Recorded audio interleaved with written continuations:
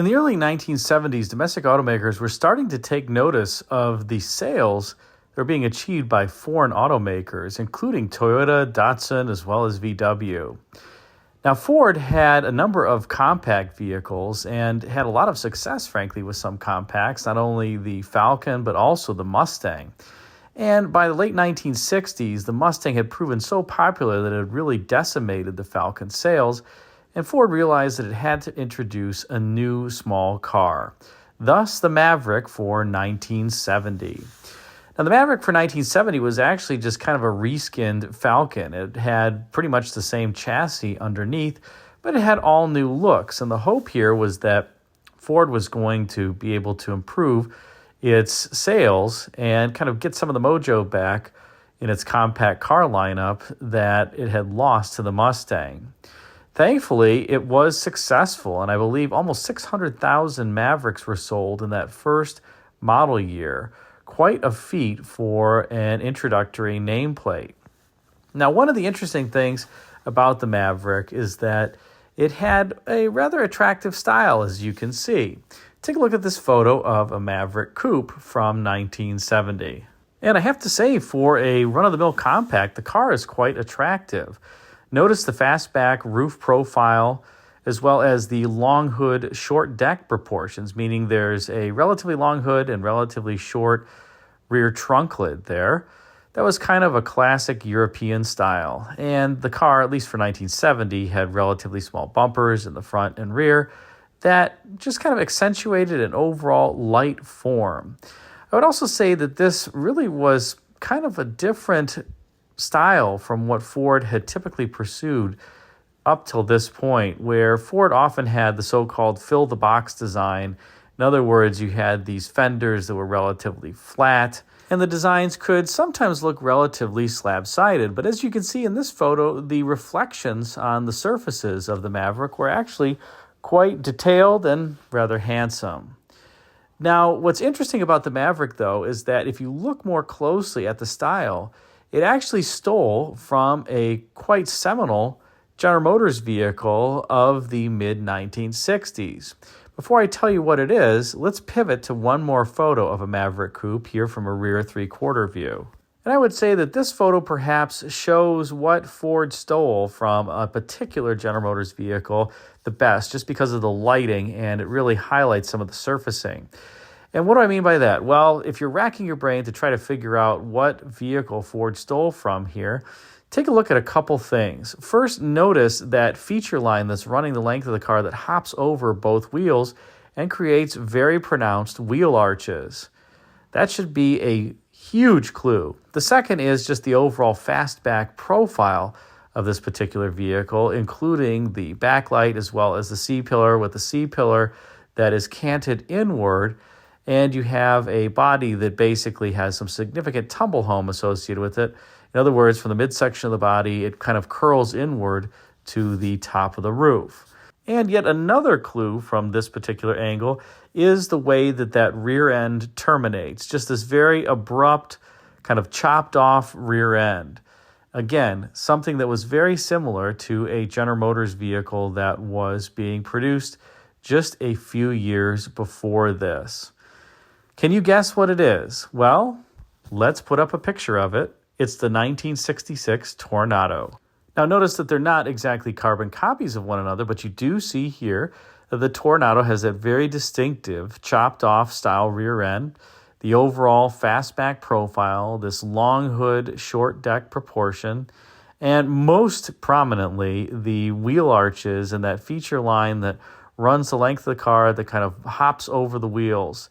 The Tornado was really the first vehicle that featured these kind of pronounced wheel arches, and it's been often imitated. Even today, it's still imitated. But the Maverick was one of the first cars, I would say, that actually imitated the Tornado styling and kind of borrowed shamelessly from it. Even the C-pillar here, notice the Tornado C-pillar is canted inward and has that beautiful feature line coming down from the roof, a similar form to what you saw on the previous photos of the Maverick Coupe. And here's a little bit better view from the front three-quarter view of that 66 Tornado, and you can again see that feature line that runs the length of the car, hops over the wheels, very similar to the Ford Maverick. And this photo also really shows off that long hood proportion of the Tornado with those blade-like fenders. Of course, the Maverick didn't have those blade-like fender forms up front.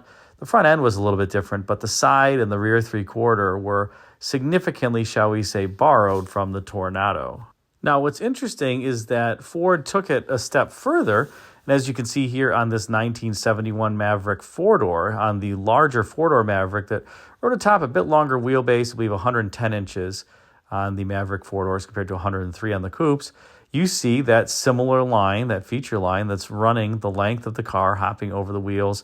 It's, again, a little bit different than the Tornado, but clearly inspired by it. Aside from that, the overall look of this vehicle is, well, quite European, I would say, and also quite handsome. And this four-door Maverick also has a styling cue that was quite popular on mid-1960s General Motors cars, even the Studebaker Avanti, and I would say was introduced for GM on the 1963-65 Riviera, and that's the so-called Coke bottle styling. And what do I mean by that? Well, I mean that rear door kind of going into the C-pillar has this kick-up associated with it, and the body flares kind of upward as well as outward at the rear wheel. That was something that many General Motors cars had in the mid-1960s. By the time the 60s was coming to an end, that Coke bottle craze in terms of styling was also waning, but Ford kept it around and alive for a number of years after General Motors really did, including on this Maverick as well as the Torino, which you can see here that has, I would say, some pretty significant Coke bottle styling. And I personally like it. I think it's a good styling trait, but it was getting a bit long in the tooth by this point, and automakers were starting to abandon it. Oh well, sometimes imitation is the sincerest form of flattery, and here on this rear of the Maverick, you can again see that Tornado chopped off style rear, and for whatever reason, this photo, I believe, is from a magazine test of the Maverick during time. Take a look at those skinny tires and the caber of the front tires as this Maverick tries to take a turn with relative speed, well, significant speed. It's kind of humorous to see tires this small. Looks like they belong on a lawn tractor, but it was pretty typical for compacts during this time. Regardless, as I said, the Maverick was a sales success for Ford, and many customers ended up buying them, and it was a decent car overall. And most of the compacts that were offered during this time frame had a problem with rusting, most prominently the Chevy Vega, that, well, you basically breathed on it and it would return to the earth, more or less. And that Vega also didn't have a great engine under hood. It had a aluminum block cast iron head, 2.3-liter four-cylinder. The Maverick had much more conventional powertrains, inline six cylinders, as well as even a 302 cubic inch V8.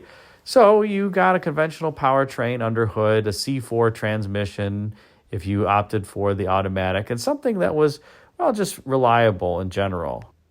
So next time you have a look at a classic car, don't just think about the styling as being necessarily original to that vehicle. Think about whether or not the design took inspiration from other vehicles. There are plenty of instances in automotive history where this is the case. And if you enjoy these kind of spotlights and features, well, let me know and I'll be sure to talk about it in more detail. Now, unfortunately, on the inside, Ford didn't take any styling cues from the Tornado and had a rather conventional, let's say, dash. Did have this little hood over two round gauges, more European in style compared to the typical horizontal speedometer that was in many different vehicles of the era. And they did have some interesting HVAC controls there that were oriented vertically, as well as a package tray underneath the dash that contained a couple extra vents and some storage space. So not too much to write home about in terms of the interior in many of these Mavericks, but just a clean, simple, functional design. Thanks again for watching. Let me know if you enjoyed this type of video. Put a comment in the comments section about some other vehicles that you think took design inspiration from, well, another car.